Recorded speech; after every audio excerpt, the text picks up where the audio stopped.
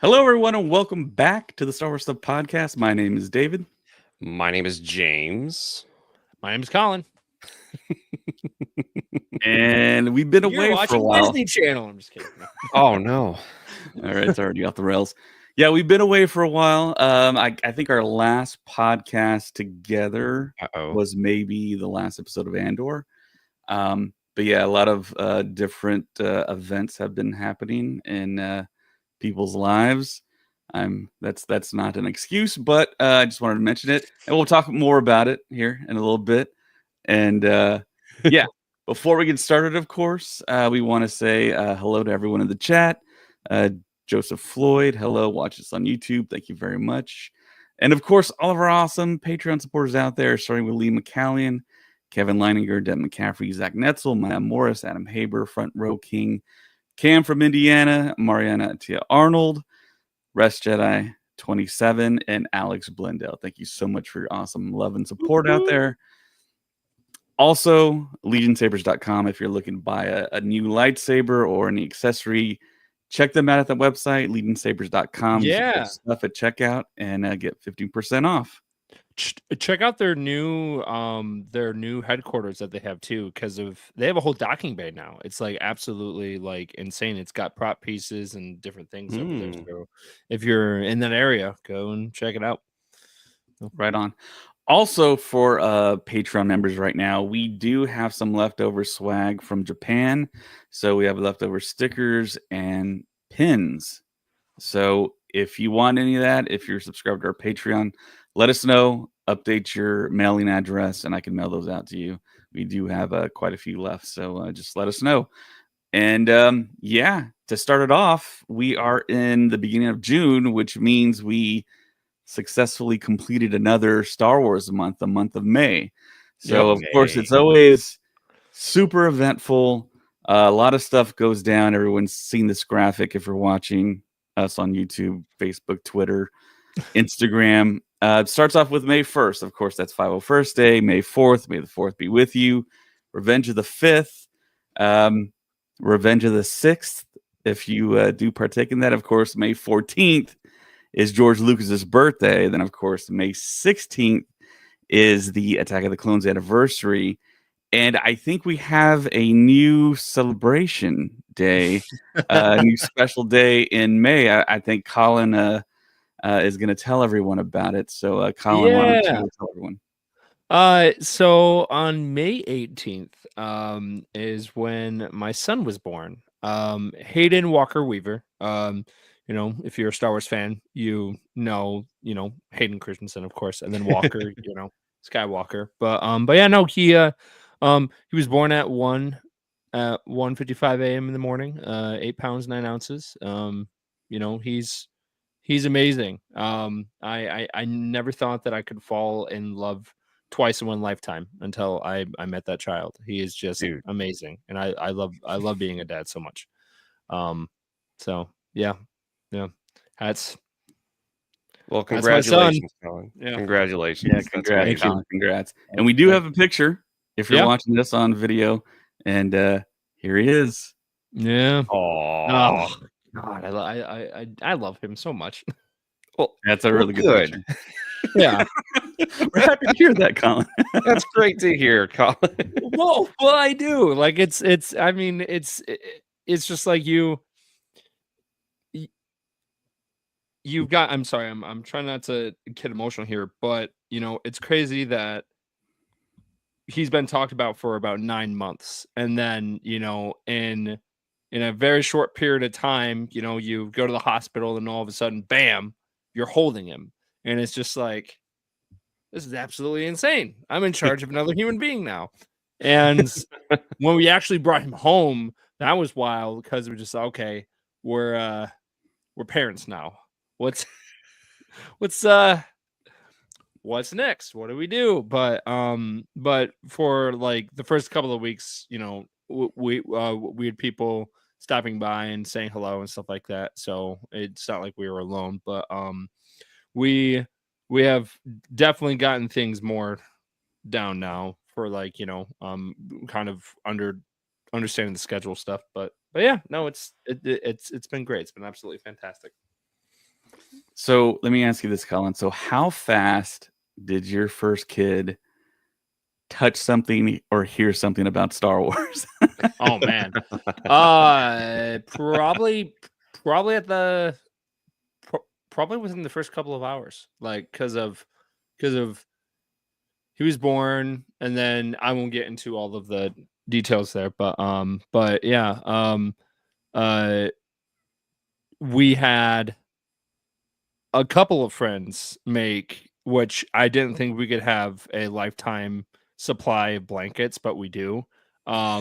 Be Awesome. and because of our friends are very talented, and they actually like crocheted or like actually like did a full out sewing job on like a bunch of Star Wars blankets. And our friend Alyssa made a fulcrum Ahsoka blanket, so it's orange and Nice. blue, and it's got the white symbol like right in the middle.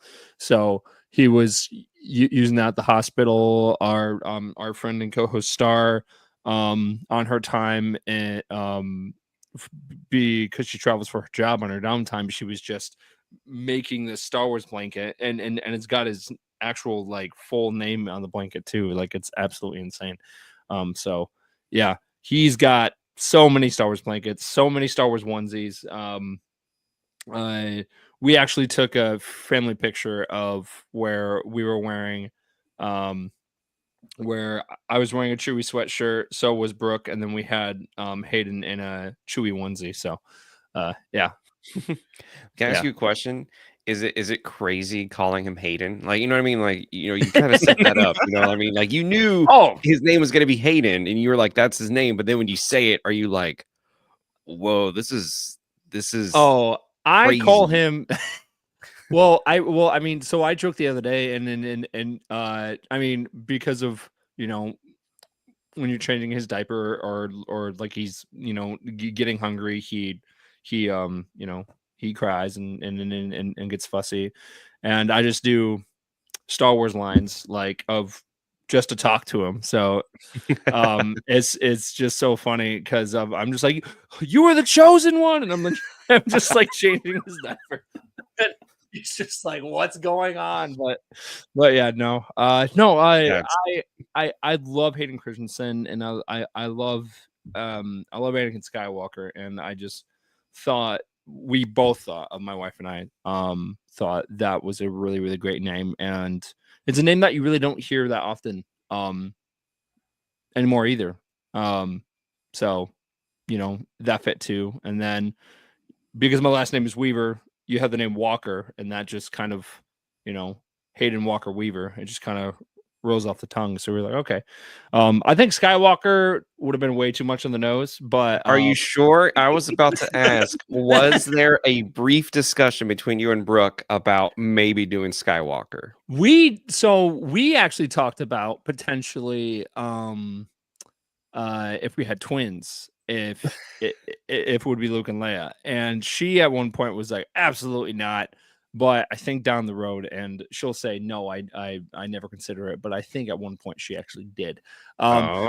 Just because it is possible for me to have twins, just because of I do have a twin sister, which a lot of people don't know about. I do have a twin. Is this something you're just finding out about, James? Yes. What? James didn't know.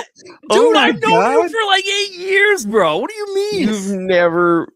You've never told me you have a twin sister. Yes. Yeah. No, yes. you haven't. No, you haven't. Wow. Yes. It's never come up in the discussion. Yeah, dude. Her name is Lily Weaver. Yeah. Yeah. That's awesome. Yeah. Colin, how many siblings do I have? You've got one brother. There you go. Yeah, you don't James know anything has about my 8 brothers. family. I don't know anything about your family. I have 6 older siblings. That's what that's. Oh that's shit! No, I didn't know that. Oh, exactly. Sorry, but, yeah. But that's pretty cool though that there is a possibility of twins maybe in the future. Yeah, So yeah, I mean, we'll see how it goes. But I mean, it is it's not like boom, he's born. It's just like, all right, let's have another one. Some people are like that, and kudos to them, but we need to test the waters and and and just kind of see of how well we're doing with Hayden, because of we're new parents, we're learning stuff, we're and it's just like, you think you figure out life, and then you have a kid, and then it's like, okay, all right, there is a lot to learn, there's a lot to do, and I feel like once we get that down, maybe that might open the opportunity for having a second kid. And shout out to the guys over at the Dad Batch podcast, because I was on there a couple of days before Hayden was born, and they all were just like, okay, Colin, this is the part of the podcast where you just ask us all the data questions. And there was just kind of a long pause where I'm just like, I have a lot. And then one of them was like, okay, how about we just go down the line and then we just give Colin just a bunch of advice.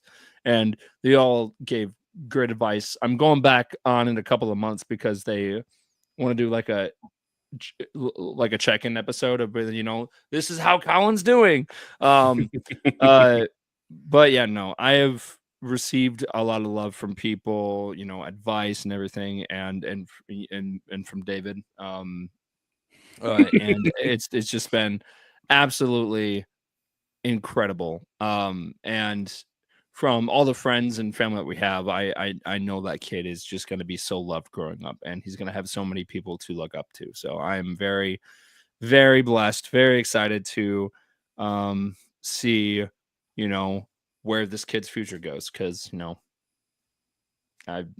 he's fantastic, and unfortunately he's probably going to end up looking like me, so he's got that going for him. But other than that, I was going to say he looks a lot like your wife in this picture. Well, he resembles her more. Yes, so there is a couple of pictures of where, like, if it's like a straight on picture, straight on, it looks like you. Yes, side profile, he does look a lot more like Brooke. But only time will tell when he gets older, because of my nephew, of my oldest nephew. He didn't really look like like my older brother when he was around Hayden's age, but now he straight up looks like a clone of my older brother. It's like absolutely insane. So it's just age and science and all that stuff. So we'll definitely see how he ends up turning out. Nice. Well, again, congratulations, Colin. That's really Thank awesome. You. Yeah. And to continue with the month of May, we had Colin's birthday as well on the 20th. On Empire Day. How crazy is that? Yeah. Long live the Empire. Then May 21st was the Empire Strikes Back anniversary. May 25th, the original Star Wars Day, A New Hope, Return of the Jedi, and the Solo anniversary. So Colin had the most epic May. He missed celebration over it. He could have been in Japan with us. Don't bring it up. Don't bring it up. All right. He might be. Hey, I was doing my best. All right. I was staying up every night here. No, posting. You were. I'm not saying you weren't. I'm just saying there was a few discussions where you were like, I could have gone. Oh, I mean, yeah, but at the same time, it's just like, I'm not there. If I had a time machine, it would be different. But at the time, we didn't know. Yeah, exactly. We absolutely didn't know. And I wasn't gonna risk, missing out on my son being born. So yeah, but I think every other night, I think David or James called me and be like, "Man, you should have came. You you still got time." And I'm just like, "It is Friday. I'm." But yeah, so yeah, no, I know, but don't worry. All three of us will be there for Star Wars Celebration 2027 in Los Angeles. We'll all definitely be there. For sure. So the first thing I want to talk about here, the move that Marvel made for Avengers Doomsday is now going to take the place of the presumed release date for one of the Star Wars films that was going to take place in 2026, because the promise was we're going to get one in May, which is going to be Mandalorian Grogu, and then we were going to get one at the end of the year, which was presumed to be Daisy Ridley's film. But now it looks like we're only going to get a 2026 and a 2027 film, which I think we're all thinking that's going to be James Mangold's Star Wars film. Or no. Starfighter, right? Starfighter is the film now. Yeah. Yes, so what does that do for James Mangold's film? Is that because wasn't that supposed to be the 2027? I thought that was supposed to be the 2027 film. Right. There's a lot riding on that movie. There's a lot happening at Lucasfilm right now that we know, but we don't know yet. You know what I mean? Like, especially, I go back to Celebration whenever Kathleen Kennedy was talking about the movies that are being made, and she still said Taika Waititi is writing a Star Wars movie. You kind of hear the audience go, "What?" And so yeah, it's really strange what's going on and why there's so many false starts right now with some of these projects where they're like, we're gonna do it. Oh wait, we're not gonna do it. And then you have Sean Levy who's out here going, oh yeah, we're going into production this fall. Like that movie is already going. You know what I mean? Yeah, it is really weird that the Daisy Ridley film that we were all excited about just seems to kind of be pushed away, and kind of we have no idea what's going to happen with it. So yeah, it's a little sad, not gonna lie. It's a little like, it's weird that the future of some of these movies is uncertain. So yeah, it's my little. I mean, listen, at this point, yes, it is disappointing, but nothing will be disappointing as back in 2020 when they had that investors call and they announced like 30,000 projects, and then like we maybe got like 5 or 6 actual projects out of the ones they announced. So true. Yeah, I understand. And I think right now it's just they are trying to find their footing. They are trying to, kind of understand of how to go forward as times change. Are we going to talk about the potential of season 4 of the Mandalorian not happening, David? Or yeah, we can talk about that. Okay. I guess there's some source out there. I don't know the top of my head, but I know Dave will say the source. But apparently, season 4 is kind of off the cards. Is off the table for season 4 of The Mandalorian. And this could potentially hurt the big Avengers type style movie that Dave Filoni was working on, I guess. Again, take that with a grain of salt. But I think we're still getting that movie. That one is going to be like the big one where we'll probably get the big 3 of, Luke, Han, and Leia, and people are just like, wait, how is that going to happen? But they're going to make it happen in some way and somehow. But do you guys think season 4 is not going to happen? Because basically, in my opinion, I think The Mandalorian and Grogu is season 4 of The Mandalorian. They're just putting it on the big screen, and they're also treating it like a TV show production because they filmed all of it pretty much in Los Angeles. They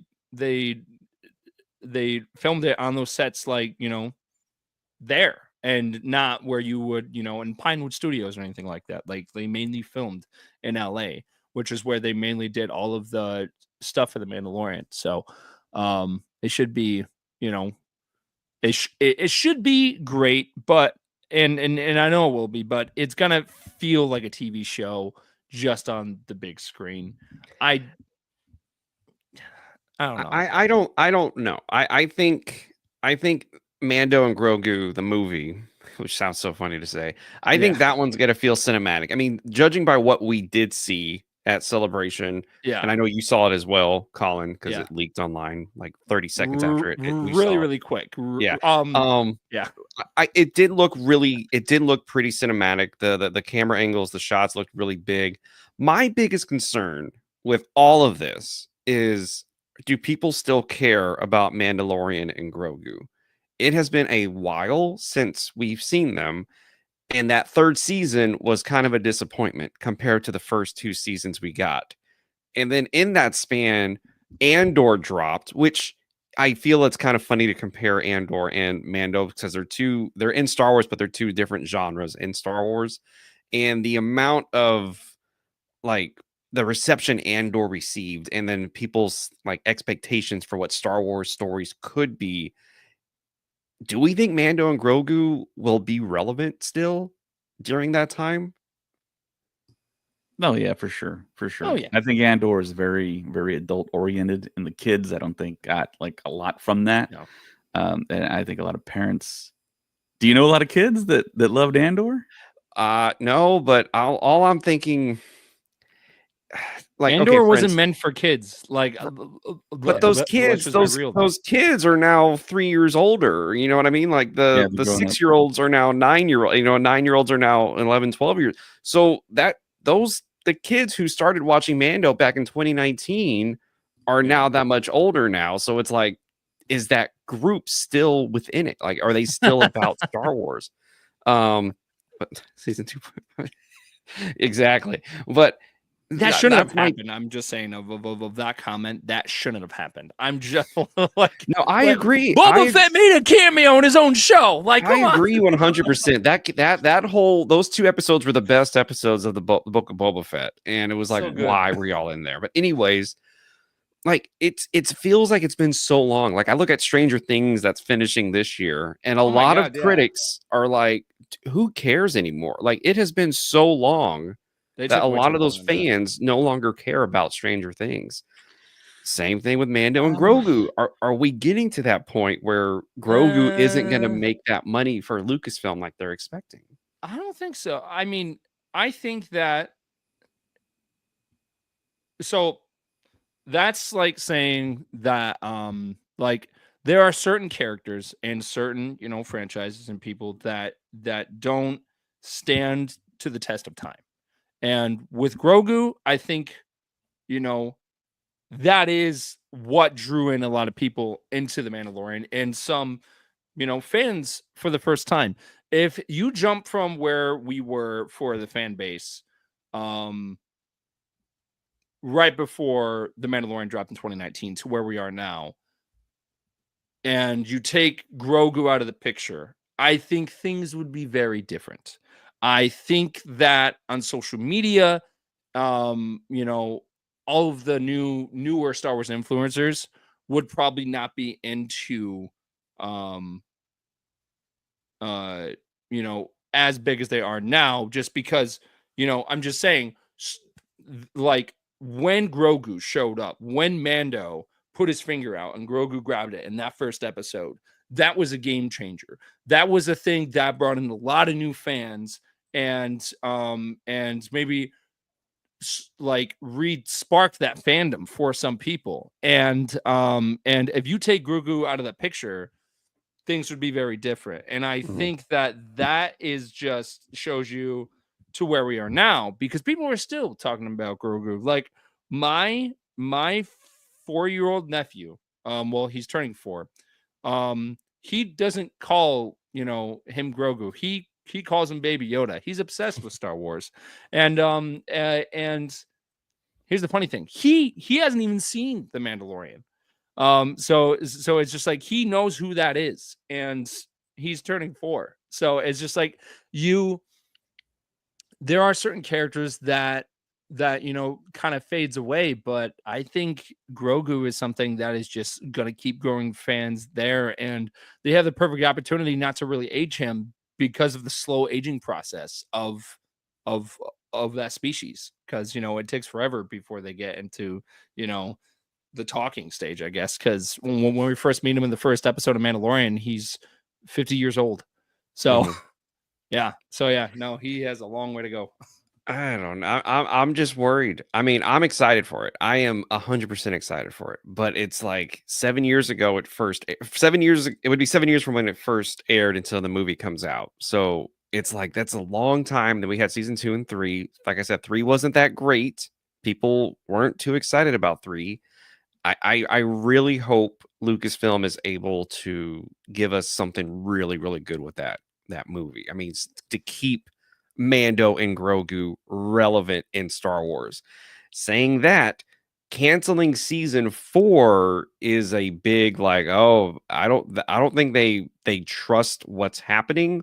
One or two, they're gonna go back to what Bob Iger said, which was we're just gonna focus on film now. So Mando and Grogu is gonna season 4 is gonna tie into what Ahsoka season 3 might be, or what the Skeleton Crew season 2 could, you know what I mean? So they're gonna maybe that's the shift for season 4 is it's gonna start to become another project / movie with everyone involved. I agree with that. I could see Mando showing up in Ahsoka. I could see him having more involvement, like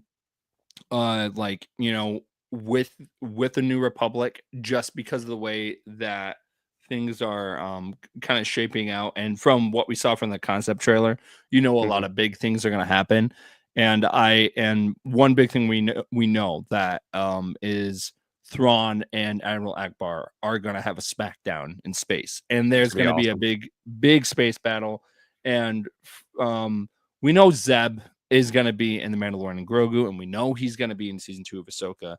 And I could see them being like, hey, Mando, we need more firepower. Can you help us out? And then he flies in with the Razor Crest, just goes in, blasting away.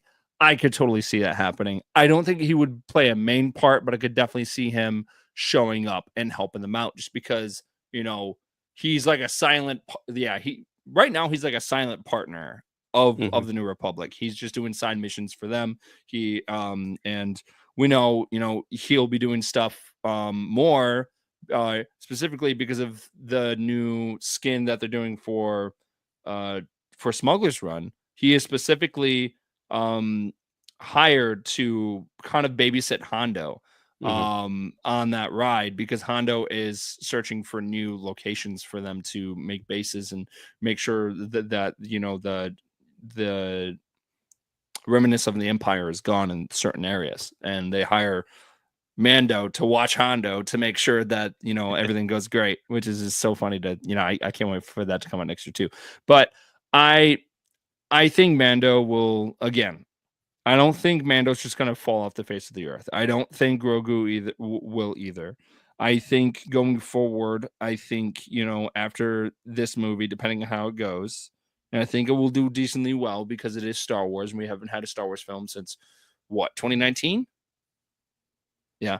So I honestly think people will be excited to go into the actual theater to go see it. I think it does hurt a little bit, just a little bit, that in order to watch this movie, you do have to watch a bunch of the shows to understand what's going on in that movie. Because they can't pull what Kathleen Kennedy said about these past couple of shows, like in Ahsoka, where she was like, you really don't have to know what happened in the Clone Wars or in Star Wars Rebels to fully understand the show. But in reality, you kind of had to, if you wanted to fully appreciate of what was happening in that show. That's just my opinion. But they can't do that for this, because you have to know what happened in season 1, 2, and 3, and in the Book of Boba Fett. Maybe because we still are getting an opening crawl, which I know that sounds like it's not going to be that big of a deal, but that is still a possibility of bringing everything together for this exact moment, to where people can watch it, enjoy it, and then they can go back and watch the Mando season 1 through 3. What's up? Is that actually confirmed that they're doing an opening crawl? Well, I remember Kathleen Kennedy said they wanted to go back to the opening crawl for the movies. Okay. Like they want to, I think they want to bring it all back, and so that might help. Weirdly enough, but I don't know about pretty much what you did say, which is you're right. People are gonna have to watch season 1 and 2 and 3.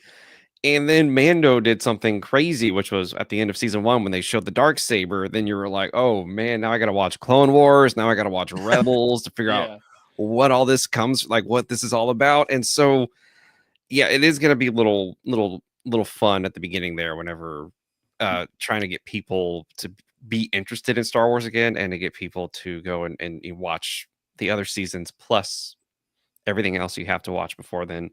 Speaking of that, when do you expect a trailer for this? So it comes out May 26th? Memorial Day next year. Okay. So my guess is that we'll probably get one in the fall. Yeah, probably like Black Friday. Yeah. That'd be prime Bring time. us Triple Force Friday, please. That'd be awesome. So guys, I have a lot to say about this. I have a lot to say. So going back to Colin's questions, is season 4 written? Yes. Favreau, the last thing I read was Favreau did write season 4. So it's right there on standby. It just has to be shot. I think the season 4 will happen dependent on the success of the Mandalorian Grogu film. If it's just crazy successful, there's going to be demand for a season 4. I don't necessarily think that people need to know what's going on for the Mandalorian Grogu movie. That's why they titled it Mandalorian Grogu. I think they're just trying to get like people in there looking at that title. I mean, they could have called it anything, and that's probably not the best title for a movie, having the names of 2 characters. But of course, it's weird that they didn't strike while the iron was hot, you know? I mean, it's going to be 7 years. And The Mandalorian premiered, what, in 2019? That's when streaming happened. So it became a cultural phenomenon early on with that baby. And for Disney not to make something, to like greenlight something, that puts something like in motion, like years ago, it boggles my mind. I don't know who dropped the ball there, but we should have had a trilogy by now of Grogu films. Oh yeah, no joke, yeah. So yeah, I mean, you could have did like a tie-in with the streaming. Of course, they thought streaming was going to be big. Now they're leaning towards making movies more so than streaming. And Tony Gilroy has said as much as streaming is dead. And I think what he meant by saying streaming is dead is that he's not going to be able to no one's going to be able to make a $600 or $600 million series for Disney Plus anymore. That's what Andor cost, essentially. He basically made like a trilogy of films, in a sense, if you include Rogue One in there. So it's everything's kind of riding on this film. This will determine a lot of stuff going forward, the success of the Mandalorian Grogu. But I don't necessarily think the general public's going to be like, oh, well, I have to catch up on this or catch up on that. I mean, you kind of do to understand fully what's going on. And I think it's been to Star Wars' detriment that is kind of a requirement, because you can't just watch Ahsoka and know what's going on. Yeah. And know these characters. You had to watch Rebels to know anything. And of course, we don't know with the leadership of Lucasfilm if that's going to change. And if that changes, does that skew everything towards something else, you know? And maybe they wipe the slate clean, because Rian Johnson came out and said he would love to do Star Wars again. And it's like, well, Kathleen Kennedy is still there. She's the person that said you could do the trilogy. And he moved on to something else. He didn't jump onto a trilogy. So, I mean, if someone takes Kathleen Kennedy's place, which that's so heavily rumored and talked about, and articles are written nonstop about her leaving, even though it doesn't really seem like she's going to leave anytime soon. I mean, who knows? The future is very much up in the air, but it like freaks me out even that we're going to wait 7 years for a Star Wars film when they could have given us a Grogu thing years ago. And I don't know. It's odd. It's been 7 years. It's going to be 7 years. Oh my God. Yeah. Damn. But here's what I think is you know, we did have that strike, the writers strike and the Screen Actors Guild strike. So we should have had Andor season 2 last year. But we had it this year. And I remember watching Mando season 3 when I still lived in Anaheim, and I'm coming up almost 2 years living here in Hollywood. And so it's like it's been that long since we've had all of that.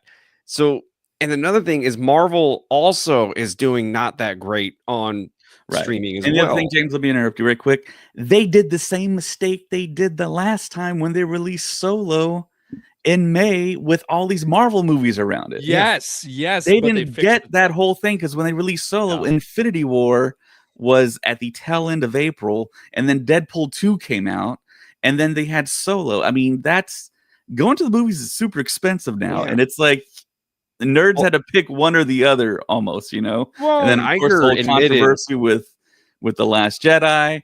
It made Yeah, people's I was gonna choice a say. whole lot easier to skip out on Solo. And then they Iger had admitted that Doomsday. that was a with- bad idea. Yeah, super bad idea. I'm glad it moved. So now it's like Mando Grogu's like the big thing for May, I think. I don't think there's anything that's going to be that Hopefully. anticipated.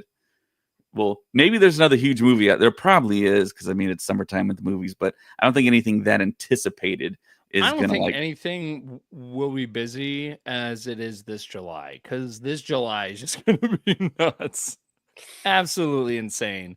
Oh yeah, because you have Fantastic Four, Jurassic World, and Superman. and Superman. Like, that's right. No joke, it's like week after week, and I think you take you skip maybe like 1 week, and then after that it's Fantastic Four. It's like absolutely insane. Yeah, I July's worked. I gonna know be- this is I worked the summer of 2007 when, oh my gosh, what were they? It was Iron Man, and then it was Prince Caspian, Indiana Jones, and then I forget 2008. 2008. There was 4 movies in a row that came out. Yeah, And Iron Man just denominated, like just destroyed everybody. It was really denominated. really, denominated everybody. You heard that? Made all the denominations. But it's just it's really weird what's happening with. I'm not going to just say Lucasfilm, but with Disney also, like with their. I mean, they got out Captain America, and you know what I mean. Like which did okay, you know, did pretty good in the theaters. It didn't like blow everyone away like I think they were hoping it was going to do. So it feels like, I don't know, something really weird is going on with Disney and these projects, and it's like, dude, what are y'all doing? So here's the thing: is that Smart you move. had as soon as Star Wars came back, right? That was like, all right, Star Wars is back on the map. Never saying it left, but it definitely, gained more traction than where it was at the time. And you had a bunch of, new fans coming in, a new fan base after Force Awakens, and then you had Rogue One, Last Jedi, Solo, Rise of Skywalker, and then you get into the world of the Mandalorian, and you are reintroducing characters that we thought that we maybe would have gotten in the movies, but you have the return of Boba Fett in there. He gets his own show. Absolutely insane. But where I'm going with this is that during that time period, all of it felt new. It felt fresh. That was the same with Marvel, right? Because of all of that, all those Marvel movies led up to Infinity War and Endgame. And I don't think we'll ever have a feeling like that in the cinema ever again. Never. Listen, Doomsday is probably going to be great, right? You have a great cast, you have a great lineup, but nothing will beat that feeling of Avengers Endgame in the theater. Nothing will beat that feeling when Force Awakens first came out. It's just it is hard to capture lightning in a bottle twice. It is a very hard thing to do. And what they're, my suspicion is that they are trying to, not do the same thing again, but try to get the same traction that they did with their original idea. Just because of sometimes when you do sequels or, of any franchise, it can be a swing or a miss. And with Marvel, what Marvel did perfectly was it wasn't like, hey, here's Iron Man 1, Iron Man 2, Iron Man 3, Iron Man 4, Iron Man 5. It was all of these different Marvel movies were connected in a way. They were sequels to what came before it. and it was all connected, and that's what made it work. What makes the Mandalorian work in Ahsoka and all the shows and everything is that it's all one universe, right? It's all connected. Mhm. And I think that they are trying to get to that Avengers style film. It's just they don't want it to be rushed and they want to do it right. But the issue right now is that, streaming isn't well received as it used to be. So they are kind of running thin on that. And now you have the Mandalorian Grogu movie.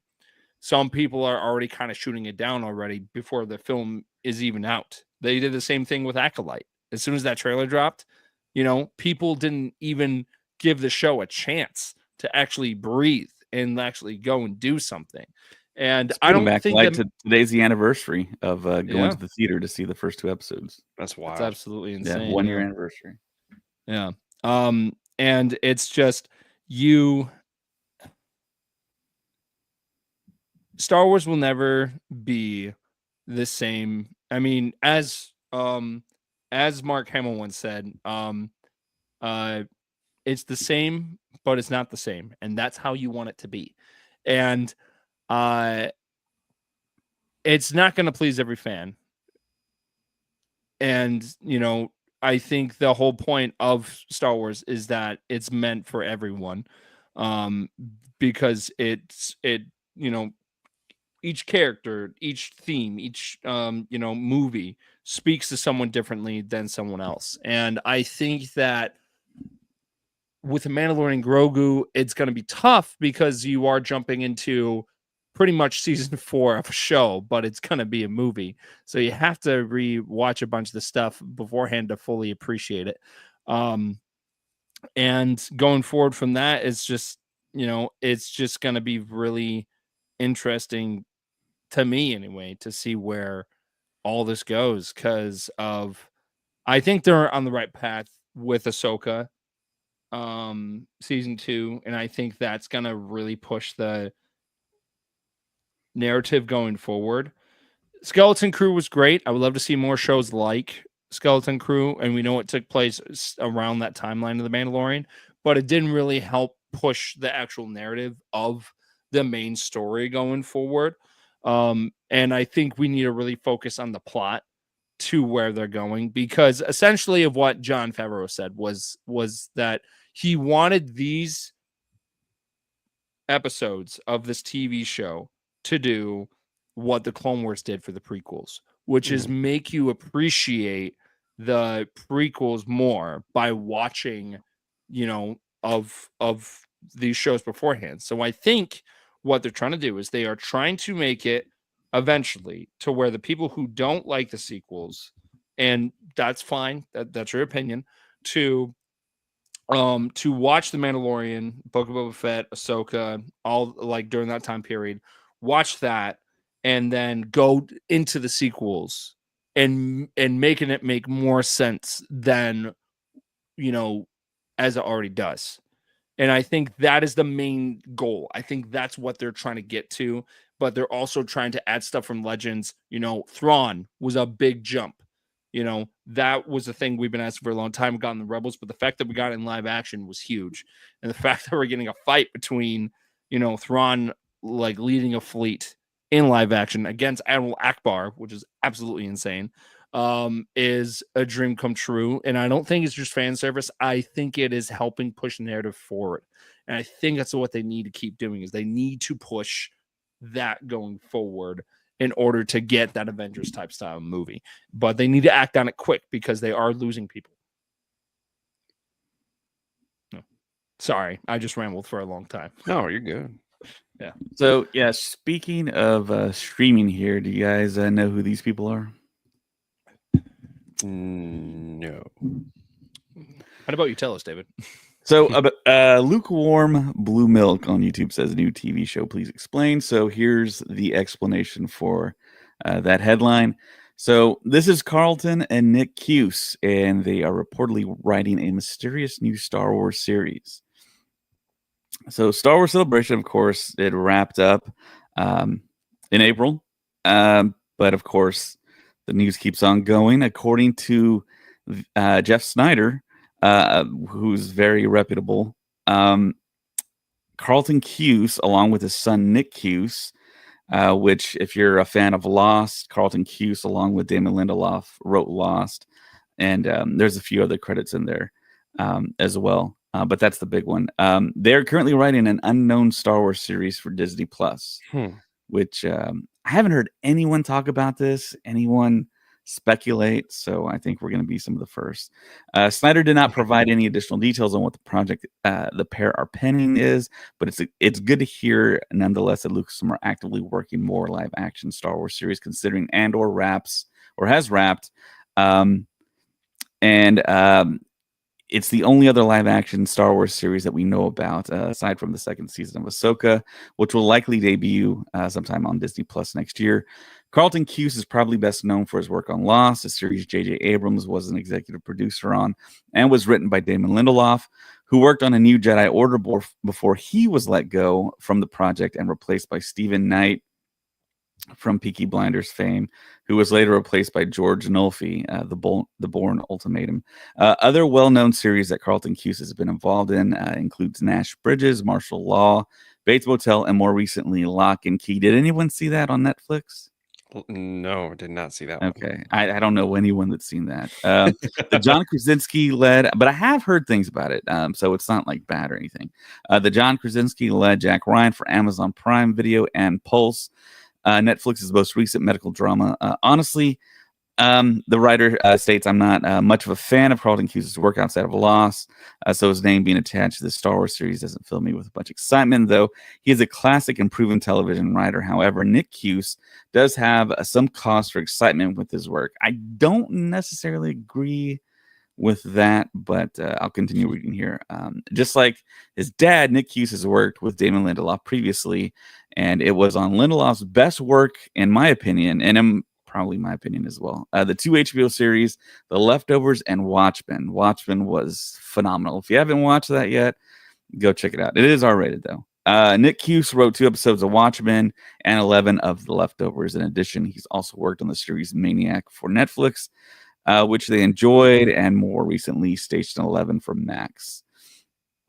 Hopefully, this series makes it out of the development stage and is a series we can all look forward to. Hopefully, we get more details coming our way from Jeff Snyder, who has broken the seal, so to speak. So, guys, what do you think this could be? Any idea? Have you guys heard anything about Carlton Cuse working on this? I, for one, I'm a big Lost fan. I love that show. And of course, Watchmen, that was just one of the best TV shows of all time. I maybe rank it better than Andor. That's how good I think that show was. But I'm, of course, a Watchmen fan, so there's that as well. And they did very interesting things with it.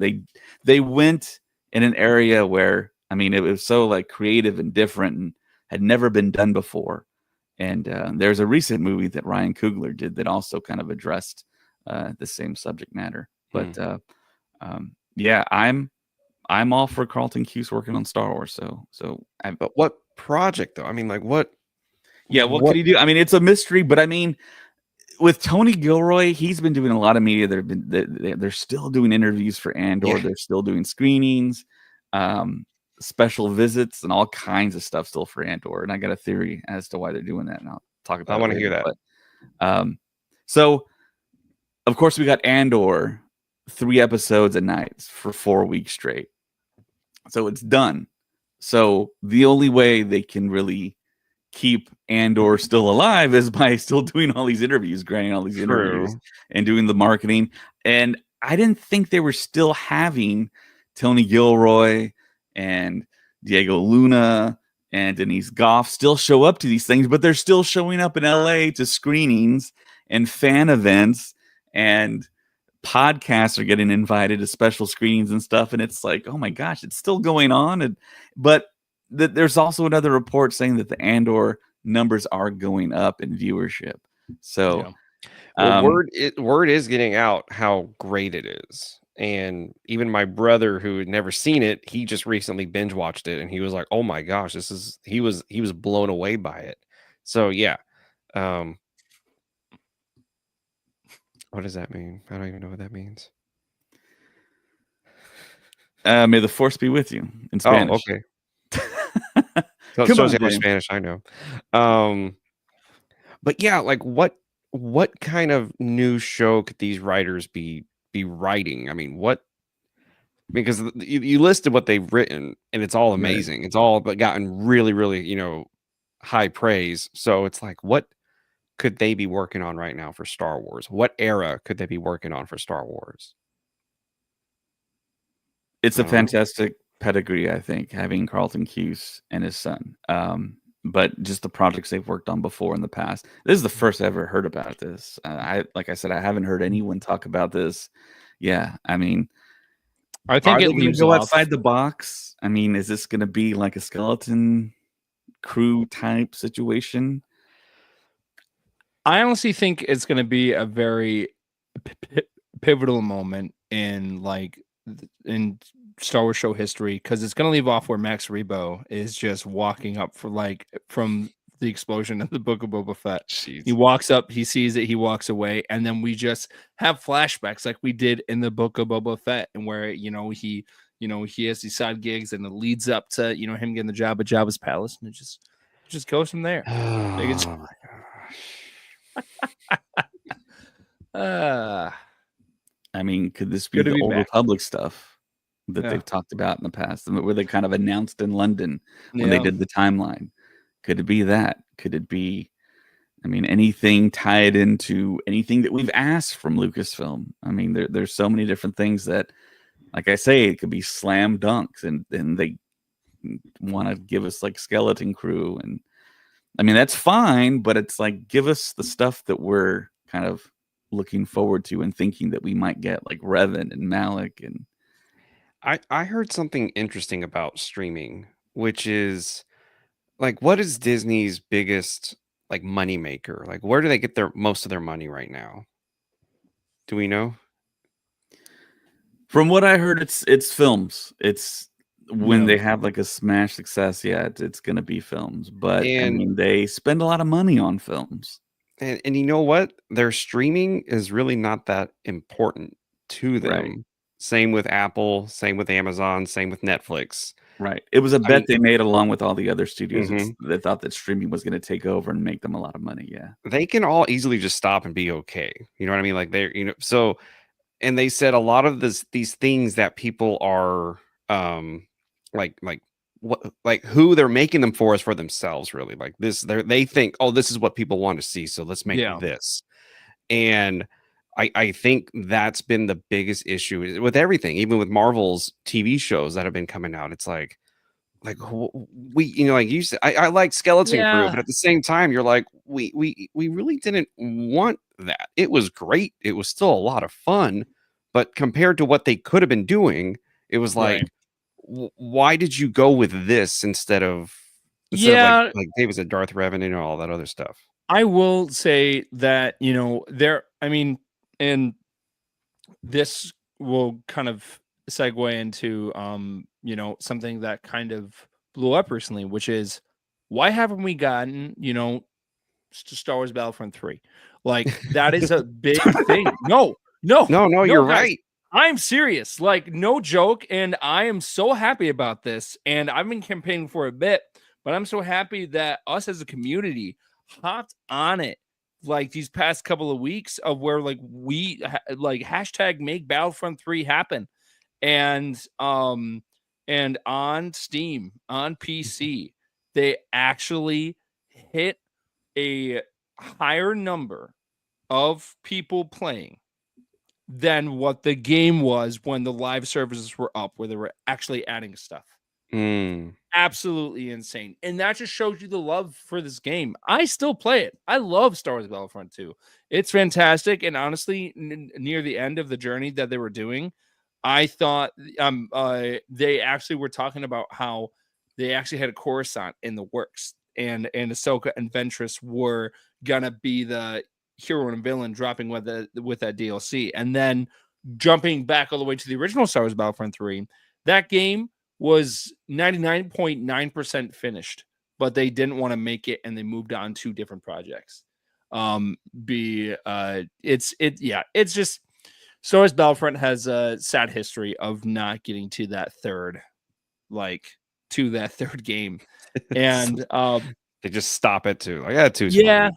yeah, but and EA recently made a statement saying that, that they really don't have any plans right now. They are focusing on the Iron Man game thing that they're working on. They just canceled their Black Panther game, I think, that they were working on. But yeah, it's just us as fans who play games, we love to bond with each other, through gaming. And, for example, you've had Fortnite. I don't play Fortnite. David doesn't play Fortnite. And they did like the whole Star Wars thing for the month. And it was really cool. It was really, really, really cool. Well, it's still going on right now, guys. Yeah, so yeah. Play it, download it. It's really good. It does end this week though, but it's just like, of just the opportunity that David and I have had to where, there have been times where like we would go to Vader's fortress, we would end up stealing the TIE fighter, we would end up getting ambushed, and then you would able to get lightsabers, and you would able to, and they just had it to where you could actually go to a portal and actually get into a Star Destroyer and just bomb the map. Like, it's absolutely insane. They even had it to where you could customize your own Mandalorian. This game had customization and Outlaws didn't, and it bothers the crap out of me. I mean, come on, man. Like, it was right there. So it's just, fans are like, Star Wars fans are amazing, if they rally for like, certain things. And Star Wars Battlefront 3 is one of those things that, I think we all just really, really want it. It's so good. And I love people in the costume community too, because a bunch of us made different videos, where we were different characters from, that were in Star Wars Battlefront, and we just, rallied and we did certain things with it. But yeah, no, it's just, I am hoping for the best for that. But going back to what we were saying, which is just like, it doesn't make sense that they'll make certain shows, like, for example, Marvel's doing Wonder Man. No one really knows who Wonder Man is, but they're doing that show when they could definitely focus on some other main characters.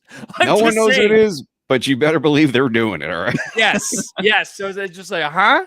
And yeah, Skeleton Crew wasn't necessary, but we loved it. Solo was not necessary. That whole movie was based off one line from A New Hope, which is, you've never heard of the Millennium Falcon, the ship that made the Kessel Run less than 12 parsecs. That's what the whole movie was based off of, was that one line.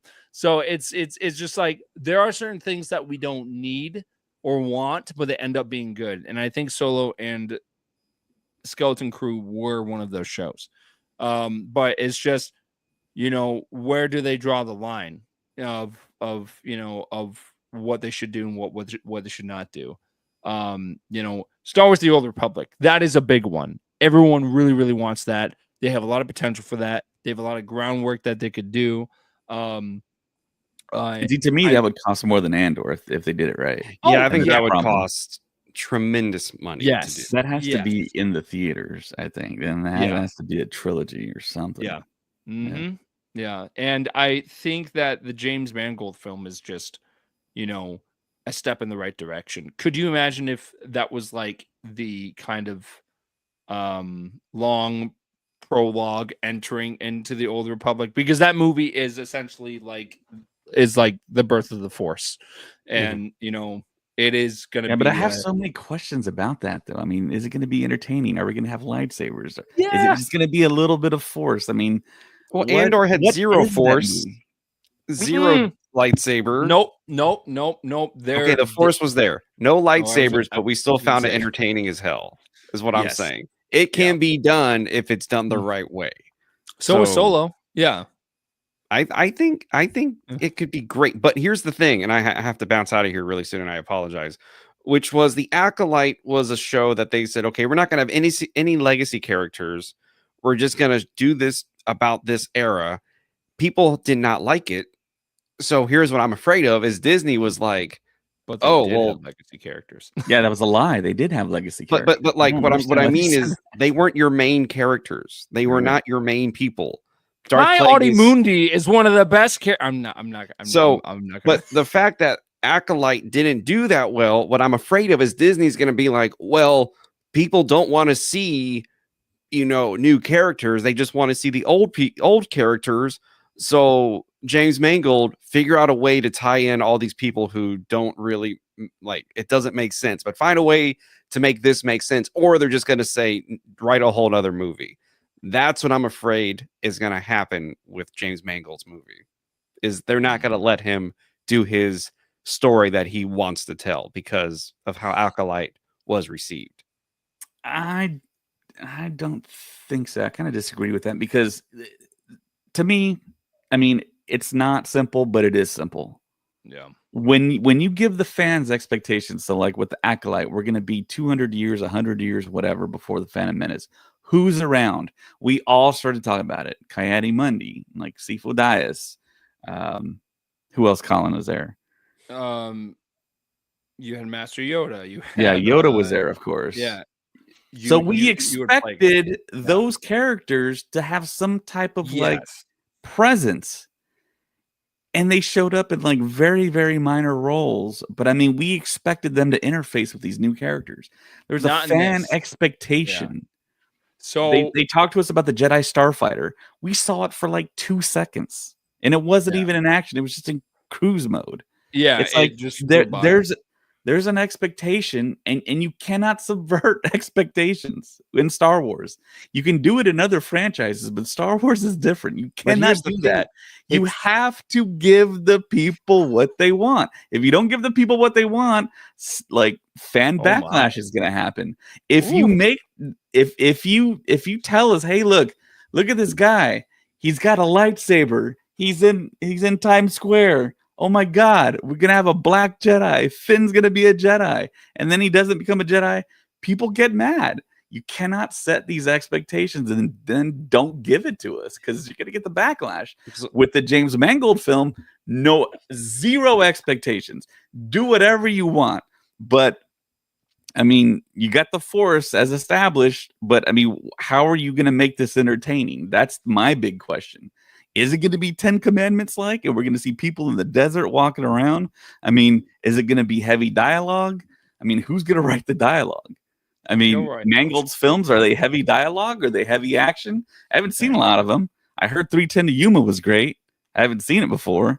I heard Ford versus Ferrari was great. I haven't really seen that. But, I mean, Indiana Jones, that wasn't too great. It was okay. But, I mean, it's like... to me, it's like I wish I could jump.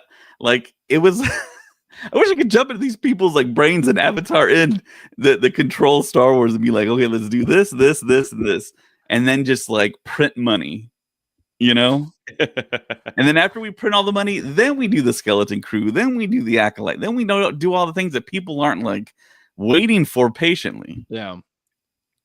But James, go ahead. No. Here's my thing, though. Oh, thanks, Colin. Here's my thing: is yeah, I agree. I agree 100% with what you're saying. But it's Disney's reaction is what scares me about all of that. It's their reaction of like, oh, well, people didn't like this, so we cannot do this. Like, we can't even pretend to think about doing this in the future. So change everything. They don't learn from their mistakes is what I'm getting at. Disney has not learned from their mistakes. It's not that we didn't like Solo. It was just the month was busy. You know what I mean? Like, it's not like we didn't like the Acolyte. It's just because you didn't really promote it the way that you should have promoted it. It was bad timing. Yeah, it was. And with the Acolyte promotional, it wasn't that great. But I have a feeling they're not going to pay attention to that. They're going to pay attention to something else completely. And they're going to be like, oh, that's what the people don't want. So we should not be doing this at all. Well, that's what worries me. They had, and I do know you have to leave soon, but really quick.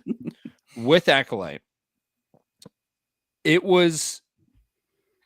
was disappointed by the fact that they waited until the very last episode to show Darth Plagueis for like 5 seconds And then they, used that as their Hail Mary pass to being like, hey, this might drop. That's another slam dunk. Do a Plagueis movie. Tom Hiddleston is Palpatine. Yes, you print money. But they're not going to, because they're going to say nobody liked the Acolyte, so everything we did, we have to get rid of. No, the Acolyte should have been the Plagueis show.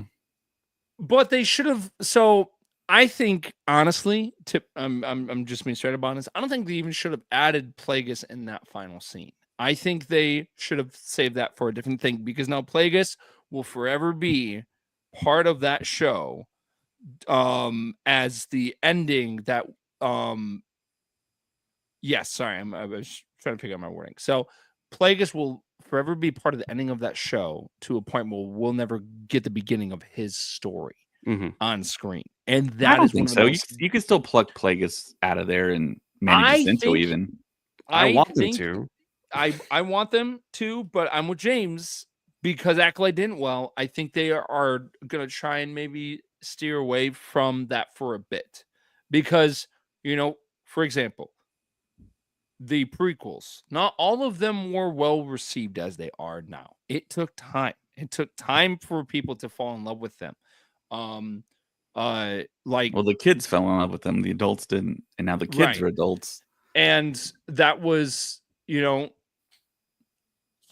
the thing though, is that Andor was meant for the adults that have been watching Star Wars since 1977. That show was for the kids that, that grew up. That show was not meant for kids. And for Acolyte, it was for a different generation. That's what Acolyte was for. It was specifically for a different generation, not for fans that have been watching Star Wars for a long time. The reason why Andor did so well is because it was directly connected to the original. And not only just that, it's the and there was no legacy characters, no main, there's no Luke, no Leia, no Han for them to do weird stuff with. So so it's just you Tony Gilroy had carte blanche, I mean, he could do whatever, and no one could be like, no, that's not right. Well, it hasn't been written yet, so and they steered away from Palpatine and Vader, and it totally worked. It's a total grand slam. So it's just, I think they will in a matter of time. It's just the matter of when. And Darth Plagueis. Am I going to be 60, 70? You might be. Darth Plagueis. I'm going to be 44. So the Old Republic and Darth Plagueis are the big things that I think people really want. I would love to do a poll to see of what you would of what the fans would want as their next big project. I would love to see what people come up with. Because of, again, every character, every movie speaks to someone differently, and it means something to someone, in a big way. James, and this is no hate on The Last Jedi or anything, but James loves The Last Jedi for his own reasons. I'm not trying to be mean. No. The way you're not trying to be mean sounds like you're trying to be mean. But I'm not. I'm just saying that each project, each movie, each character speaks to everyone directly. For example, I'm obsessed with Max Rebo. No one understands why. I barely understand it half you the don't time. know why. But I do, and it's just that's the point. That to me, one of the coolest scenes was in A New Hope in the cantina. When you walk in, when Luke Skywalker walks in, and the camera pans to all those characters, each individual character in that scene has their own story, has their own background, where they're from, what they're doing there, and it's absolutely insane that they did that for every character. And to me, as a kid, what that as a kid, what that said to me was that you don't have to be a Luke Skywalker to be someone. You don't have to, be a main character to be someone. You can be your own character, and that was the beauty of what Star Wars meant to me growing up. And Star Wars means something different to everyone. And I think it's going to be tough to, point directly towards a certain audience. But what was great with Andor was that I think it was pointed towards very different audiences. I think with Acolyte, the biggest difference was that it was pointed towards like, that show was pointed directly towards one generation. And I think, that might just be my opinion, but it's just like it didn't really click with like certain fans and stuff like that compared to the other Star Wars projects that they have done. So it's just it's really tough to find a solid project to like where they're like, boom, here you go, and then everyone falls in love with it, because not everyone loves the sequels, but everyone like really likes the Mandalorian, or everyone really likes Andor and Rogue One and stuff like that. So it's just it's really tough to find that one project that everyone's going to fall in love with, but we don't know what that next project's going to be. So yeah, like I was saying earlier, it was Grogu, Mando Grogu, but they waited 7 years to make the movie. I have to go. I will talk to y'all later. I'll be back soon, and yeah. Oh boy. Maybe ended it like left. that. That's great. There you go. So yeah, the next thing I wanted to talk about was this might contradict what you said, Colin. Oh God. I don't know exactly what this means, but this guy right here.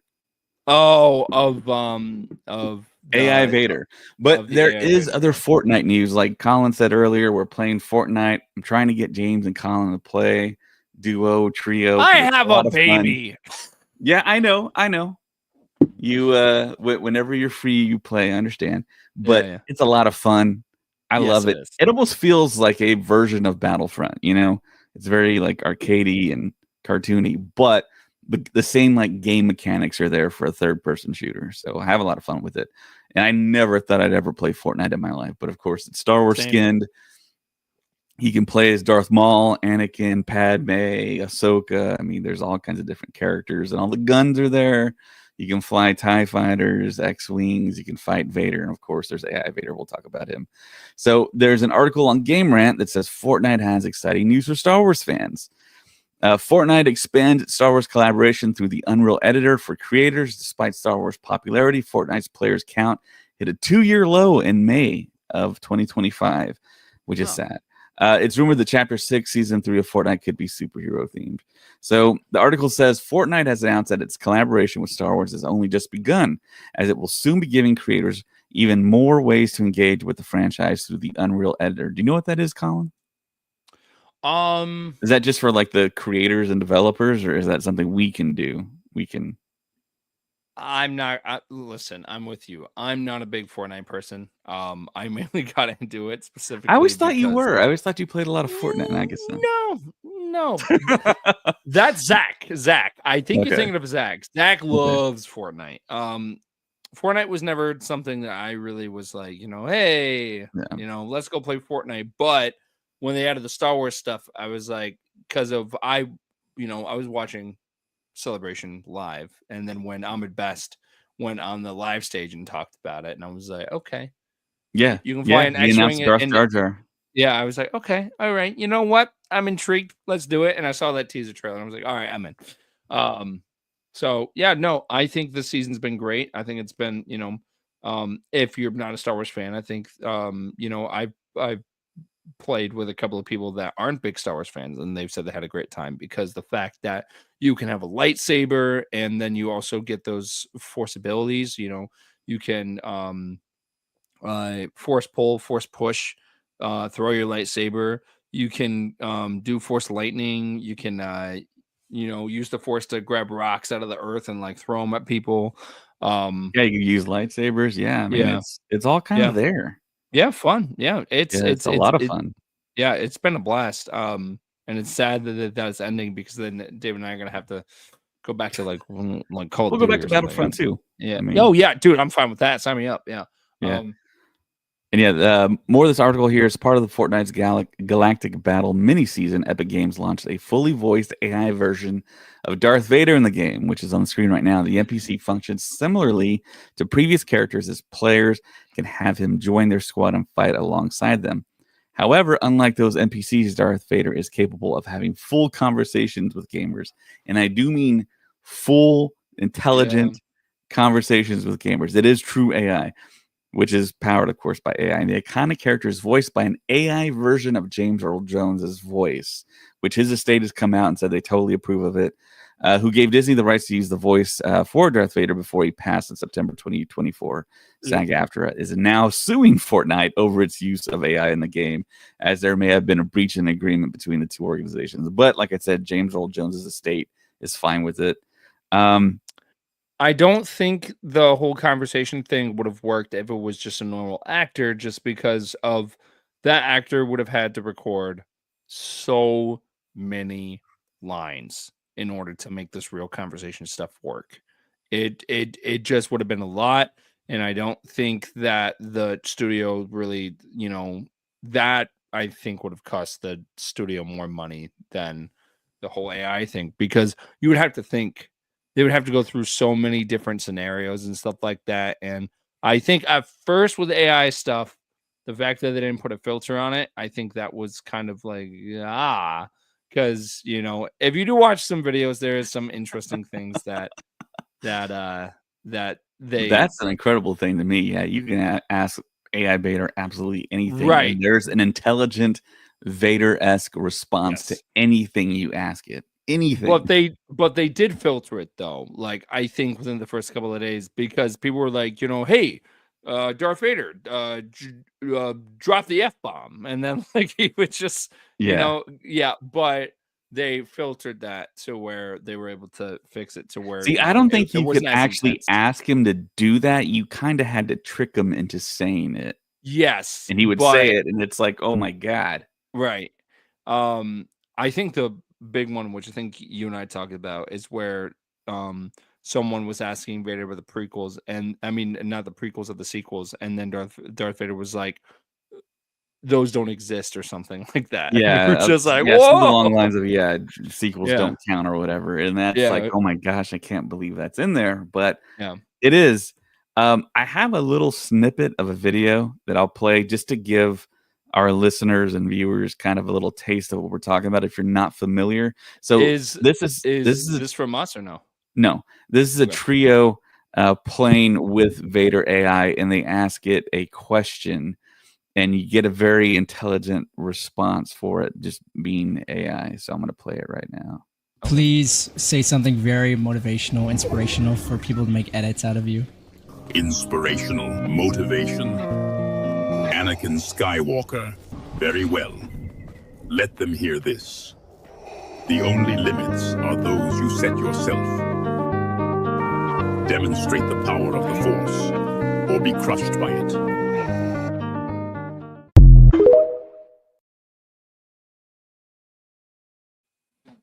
So yeah, that's wild. That's AI talking to you. That's you talking to AI and AI responding in Vader's. Oh yeah. I like, of the first thing I think I did was I was asking him, which I do have the recording of, because I was so happy about it. But I did ask him, how many limbs does Max Rebo have? And him and I had a conversation about it, and that was hilarious. It's absolutely funny. I was like, this is great. This is absolutely amazing.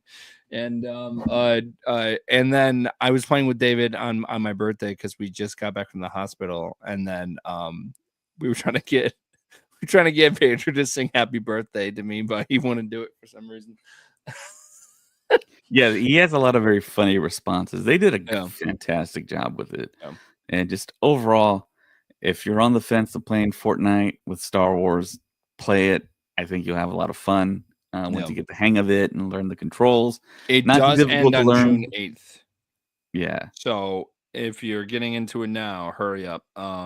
Yeah, the game is free to download. You have to buy skins. That's where they make their money, but it's free. So in case you didn't know. The next thing I wanted to talk about was Rory McCann. He actually spoke with Countdown City Geekcast with Ted, and I have a video that I'll play there, and we can talk about it. I'm going to pivot real quickly to something you are taking over for the late and great Ray Stevenson in the next season of Ahsoka. Is it both equally as exciting and terrifying to sort of try and fill those shoes for Ray? Well, what can you do apart from just say, okay, what an honor to be asked under terrible circumstances. What big shoes to fill. I've got the beard. Is it scary? Yeah, I find every job scary, but I'll get through it. I'll do my damnedest. That's for sure.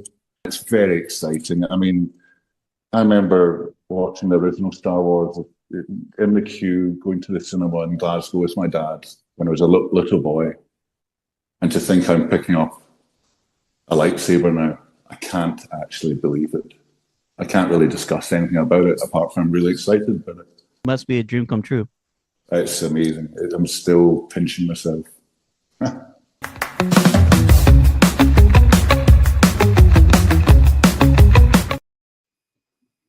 So yeah, that's the very first interview I think that Rory McCann has done for playing Baylan Skoll in Ahsoka season 2.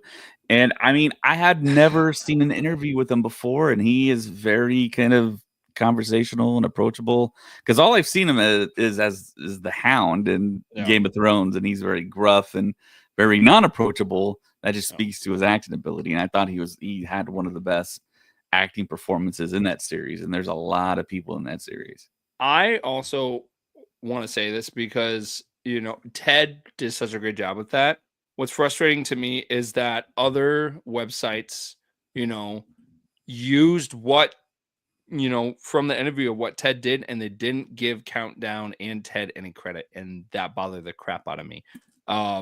But Ted did a phenomenal job with the interview, and I was really, really happy that we actually got, something about Ahsoka season 2 from him, because we haven't heard anything like at all. Like, we saw his picture, we heard the news, but we never heard him actually speak about it. So it's really cool that that Ted was able to have that conversation with him. It was super cool, and I think he will do great. I think it is tough shoes to fill, but I think that was a great casting choice. Yeah, I think that's the best casting choice they could have made for playing Baylan Skoll. And also being that Rory McCann was also friends with Ray Stevenson in real life.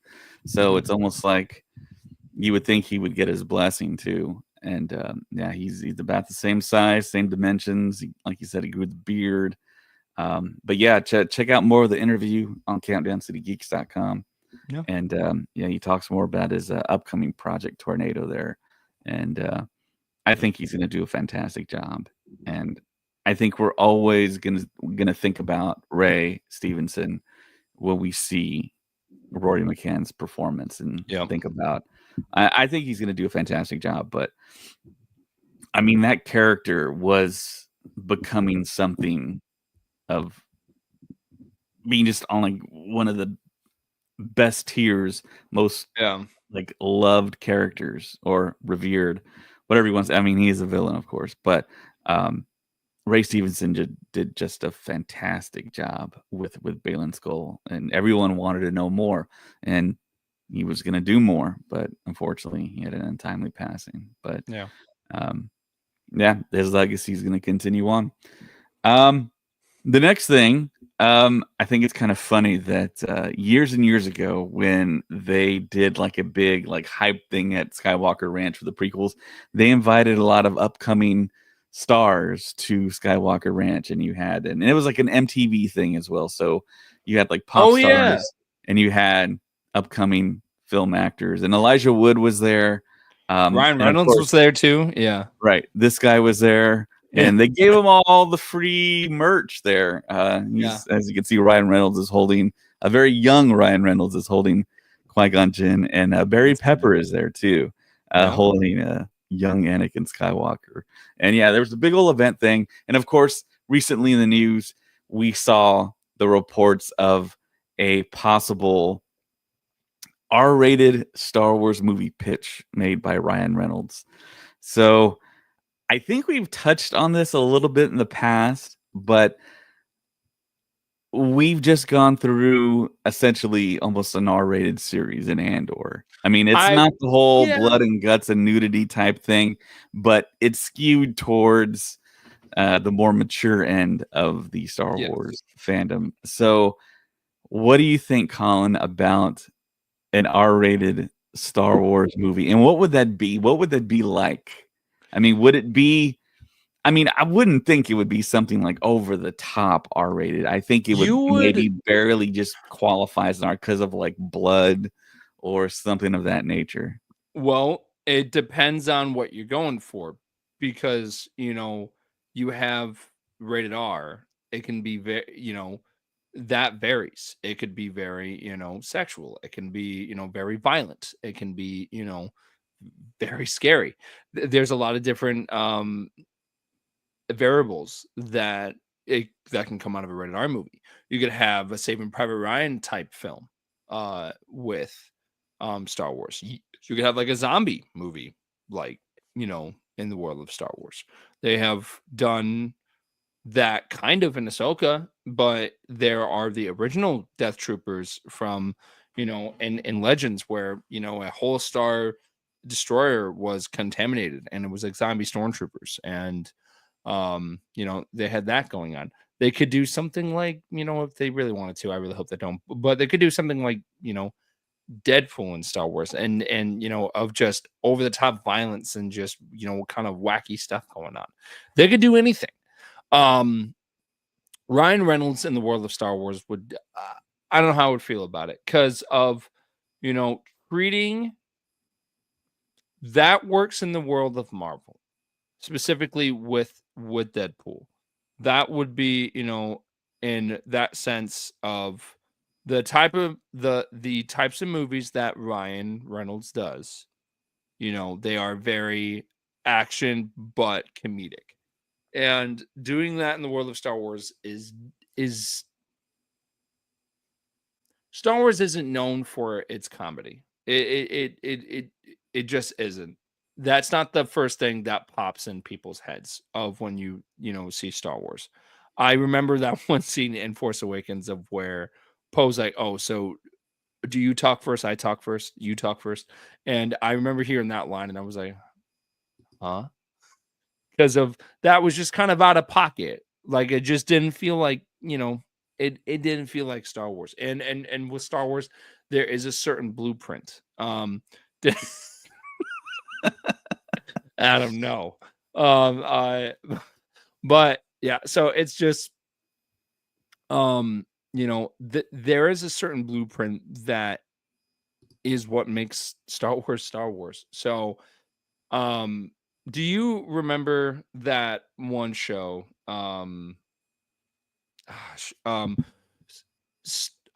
Star Wars Detours? It was made by Seth Green. Seth Green and the guys over at Robot Chicken, and they made it. And so, did the public actually get to watch those? No. They only showed that they were trailer. Created. They do exist, but we haven't seen them. Yeah. Right. Those episodes never aired. But basically, that was like a comedy take on Star Wars. Now, there are, you do have Star Wars Robot Chicken. You do have Star Wars Family Guy. But the biggest things about those is like those were spoofs. Like parodies. Yes, parodies. Yeah. To do an actual story that includes a new main character, and I love Ryan Reynolds, but I want to be able to, I could not take that movie seriously because Ryan Reynolds mainly plays himself in almost every single movie. Well, I don't think he was pitching himself in the movie. Okay. He was just pitching an R-rated movie. And I have his quote right here. He says, the article says, it appears is what Ryan Reynolds did when pitching to Disney. He said, "Why don't we do an R-rated Star Wars property?" Reynolds told the Box Office Podcast. "It doesn't have to be overt. A+ characters. There's a wide range of characters you could use. And I don't mean R-rated to be vulgar. R-rated as a Trojan horse for emotion. I always wonder why studios just don't want to gamble on something like that. Well, in the past, studios don't want to gamble on that because you don't make money. I mean, Yeah. our ratings are notorious for like not doing so well at the box office because kids can't get in. But of course, you can argue the point. Well, look at all the Deadpool films. I mean, I think that's the exception to the rule. But I mean, Star Wars is such a big brand that I don't think people really look at ratings that much anymore. Well, you know, so you got Andor, right? And that show is basically rated R, like as close as R as you can get. Right, yeah, right. And that, it's Star Wars, right? And Star Wars was always meant for kids. George Lucas always said that Star Wars was meant for 12-year-olds. Personally, I don't think I'm ever going to watch Andor with my son.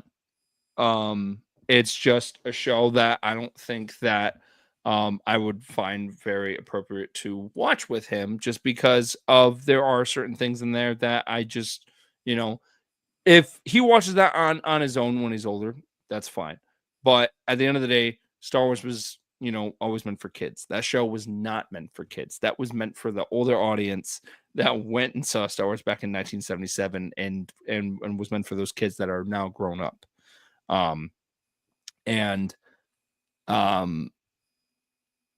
If you make a rated R movie, you are pointing that directly towards a certain audience. You are taking away that factor of what Star Wars is truly meant for, which is meant for kids.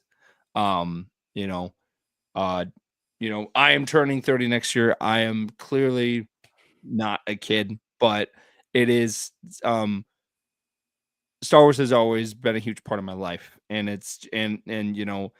and through time things age. It just happens. But with Star Wars, I just don't think a rated R movie would work. And I don't think that it would bring in the audience that I think that maybe Ryan Reynolds is hoping for. If they do make it, absolutely, I will go see it. But I just don't see that working. I just don't. There are different comics and different things where there is comedy in there, and like, for example, did you ever read the series called Star Wars Tag and Banks? No, but I'm familiar with that. Yeah. Okay, so basically, those characters are pretty much part of every pivotal, important moment that happened in the original trilogy, and then in some of the prequels.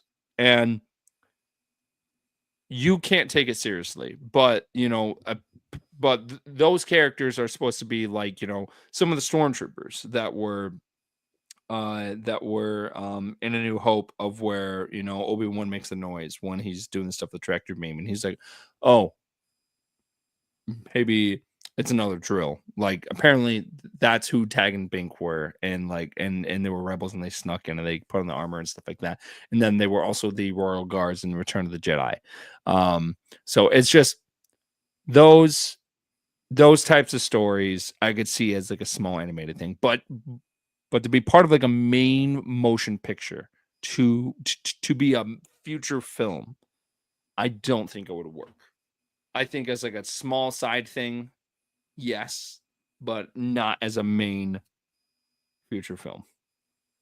Yeah, I think Star Wars would have to really get back on track, making super successful theatrical films before they even think of kind of gambling on something like this. But I mean, it feels like it wouldn't be a gamble because there'd be like so much intrigue, and there's an older set of fans that saw the original trilogy in theaters that are older. That, I mean, a lot of them have left Star Wars, and I mean, I could bring them back. I don't know. That's a possibility.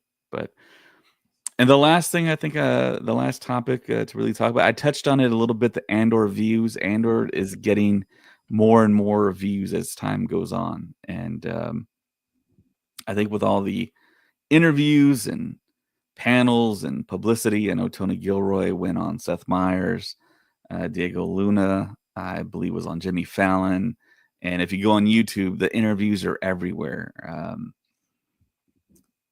It seems like people that weren't kind of on track and on the bandwagon there for Andor are coming to it and checking it out. And there's a lot of hours of television to watch now. But yeah, Tony Gilroy has come out and said this is probably not going to happen again or for a long time because they spent hundreds and hundreds of millions of dollars on Andor. And it definitely showed, though. Yeah, it seems like Tony Gilroy did everything in his power that he could do to make the story the way the story should be, not to have just overt cameos, not to kind of sully what they started in Andor season 1. So, can you still believe that the budget that they had for the Skeleton Crew was the second most expensive TV show ever made? Yeah, that's wild. I mean, and then you watch Andor and you're just like, holy crap, because they had actual like location sets. Yeah. While you go to Skeleton Crew, and correct me if I'm wrong, but they shot a lot of it on the volume. Yeah, there's a lot of volume work there. Yeah, I was gonna say there's a little bit on Andor as well, but not like predominant like a Mandalorian or anything like that. But Mariana Arnold, who is our buddy and Patreon member, she says the Paley interview with Tony and Diego was amazing. Yeah, Tony admitted that he was he had a few drinks and he was saying a lot of candid things in that interview. So if you want to be thoroughly entertained, Diego Luna was up there saying this is like a mix of a Q&A and stand-up comedy, and the crowd was laughing in a few spots there. And yeah, it was pretty entertaining. And yeah, Gilroy he doesn't hold back, which I love. And I was thinking about it. I hope they bring them back to Celebration for the 50th anniversary. I think they should have just about everyone that could possibly show up that's been involved in Star Wars to celebrate Star Wars' 50th. Yeah, I hope the whole Andor cast shows back up and we can celebrate with them. It'd be super nice. So there you go. All right. I think that's pretty much it for topics. Do you have anything that you wanted to talk about, Colin? Super quick. Rebel Scum Con is we are 66 days away from that con. That is going to feel like a mini Star Wars celebration. So yeah, we have a scheduled interview with the owner of the convention in July. Yeah. So last I heard, we have a booth that we're going to have, and we haven't spoken to him since. It's been a little while, but yeah, they have a nice array of guests. They had a pretty solid lineup last year with Ahmed Best and Misty Rosas, and who I definitely still want to get on the podcast. But yeah, this year they're gonna have Katie Sackhoff. She's gonna do her podcast live, I think, on the first night. Mm-hmm. And yeah, Sam Witwer's gonna be there, I believe. Yeah, they've got a big lineup. I'm really excited, and not just because of the newer generation. They have they have people from the original trilogy. They have people that are Industrial Light and Magic Legends. Yeah, like it's gonna be cool to see him. I haven't seen him in person yet, I don't think. Yeah, so I am definitely excited because, unfortunately I did miss Star Wars Celebration this year, but I think this is going to be like, hey, it's all right. You got this. So yeah, I am Colin excited. Weaver's going to be there so you can see Colin. Get out of here. You might see a screen accurate Chewbacca walking around at the Star Wars Stuff podcast booth. That would be great. So yeah, we have that coming up. Also, SpaceCon is coming up back in San Antonio the weekend before Halloween in San Antonio, Texas. I know there's a couple of people. I think Giancarlo Esposito is going to be there, along with Billy D. Williams, and Natasha Lou Bordizzo, who couldn't make it last go round, but she should be there. So. I'll be at Fan Expo in Chicago. I'll be doing stuff most likely with Countdown there, and then also DroidCon is in a couple of weeks. I'll be there for the first time. I'll be going with Hunter, Smoke, and then my friend Craig Hobbs, and then my friend Hannah Cushing. So we're excited about that. And then you have DragonCon, and then of course we got San Diego, which me, David, and Ted will be there for that. We're super pumped for that. It's going to be my first one, so super exciting. And then you got Mosh Isley that first weekend too. So yeah, still a lot of stuff to go. It didn't end with Celebration.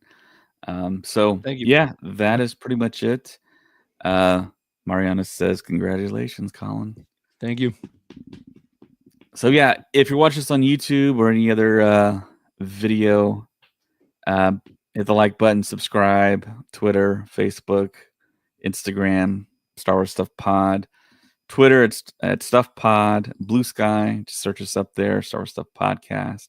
We're on Threads, and of course on Patreon, Star Wars Stuff Podcast 2187.